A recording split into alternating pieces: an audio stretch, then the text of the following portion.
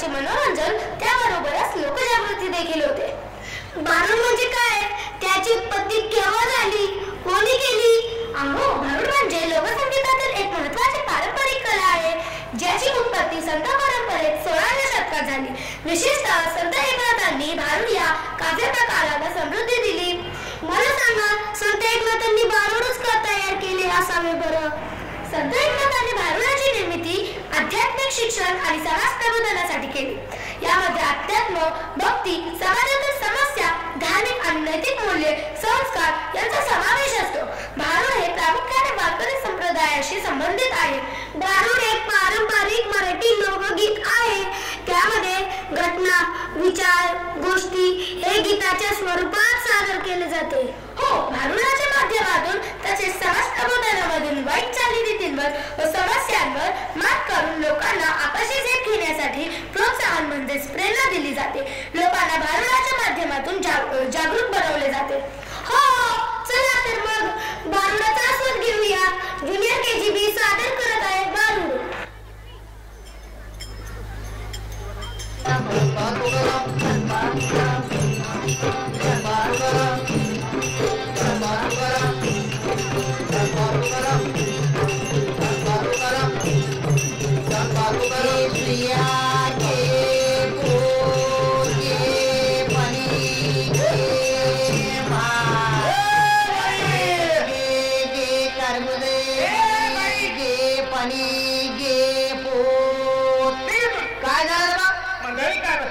कार्यक्रम काय चाललेला मध्ये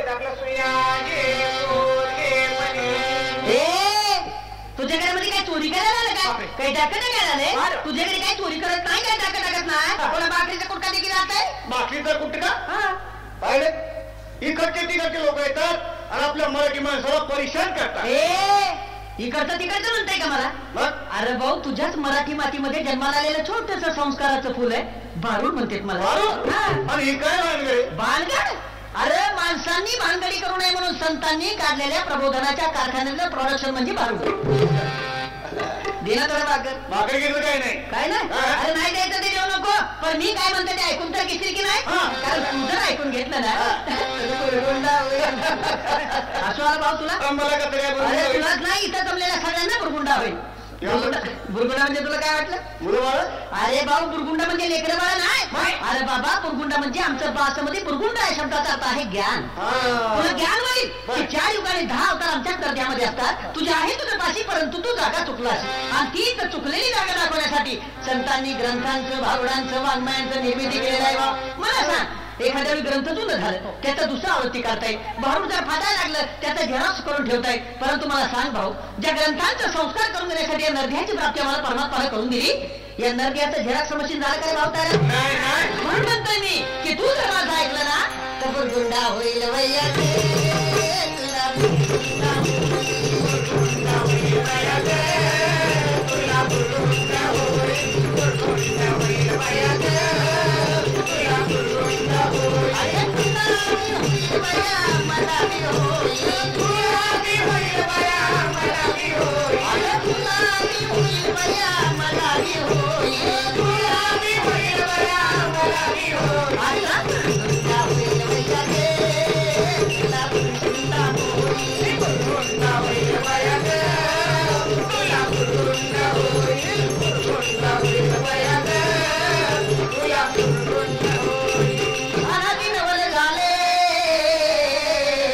स्वानंद गुरुकुला सवे घेऊन या हे माझा कुंकू बाळीला.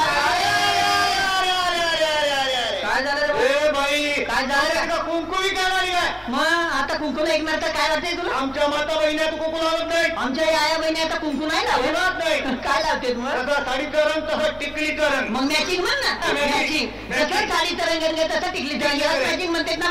पण खरं सांग भाऊ, या वरच्या रंगांचं मॅचिंग तर कधीही करता येईल, परंतु संसारामध्ये खरा आनंद, खरं सुख भोगायचं असेल तर नेचर मॅचिंग असा वाचा नाही वाटत. नेचर मॅजिक असेल तर या वरच्या रंगांना महत्व आहे. मी म्हणत नाही आहे माझं कुंकू लावून तुझं टिकली लावू नको, परंतु टिकलीच्या रूपानं सौभाग्याचं दान किती तिकडे वाटत फिरतांचं मावली.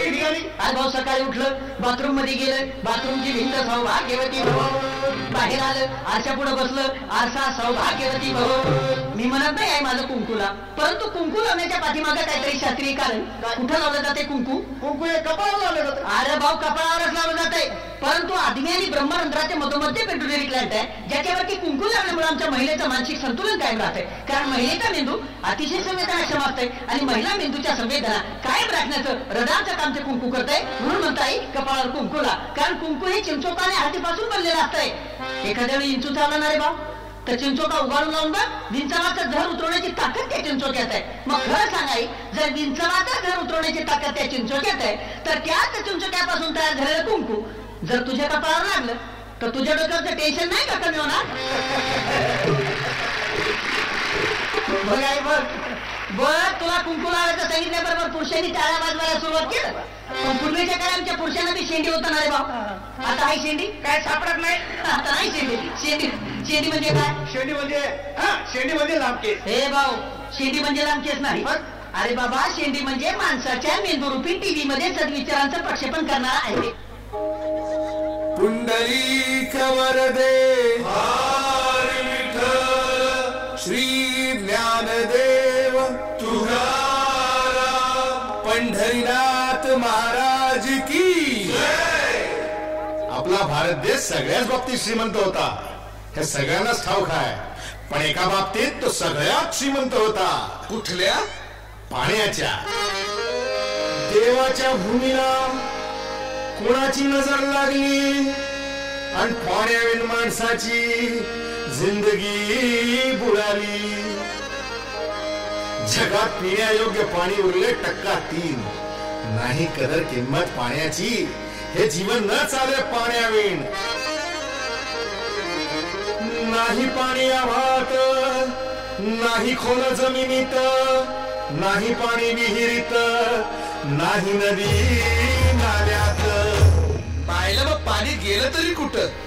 पाणी हरवलं कोणी ते चोरलं, पाणी हरवलं कोणी ते चोरलं, पाणी हरवलं कोणी ते चोरलं, पाणी हरवलं कोणी ते चोरलं.